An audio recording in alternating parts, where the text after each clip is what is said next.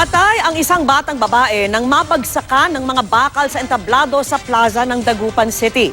Sa Ilocos Sur, pumanaw rin ang isang sanggol na ipinanganak ng walang bungo. Nakatutok si Alfie Tulagan ng GMA Dagupan. Naghihinagpis man, wala raw magawa ang mga magulang ni Baby Luisa Angel kundi tanggaping wala na siya. Ang isang linggong gulang na sanggol pumanaw pasado alas 3 kaninang madaling araw. Isinilang si Baby Luisa Angel na may anencephaly. Ibig sabihin wala siyang bungo at hindi buo ang utak. Isa itong neural tube defect o depekto sa sanggol habang nasa sinapupunan. Nakaburol na si Baby Angel sa kanilang tahanan sa San Jose, Narvacan.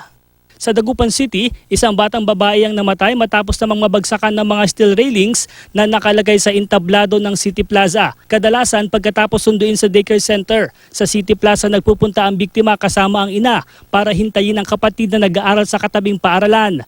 Nagpunta lang noon sa CR ang nanay habang naglalaro ang bata.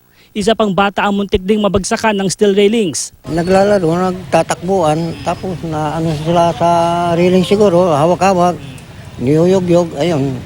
Sa sobra ng yug-yug siguro, naitulak ng kuya ng bata, ayun, natumba yung railings. Namimigati ang pamilya ng 4 na taong gulang na bata, pati na ang kanyang guro sa daycare center. Hindi ko ina-expect na ganun mangyayari kasi pag sa mga activities din naman namin, very active yung bata.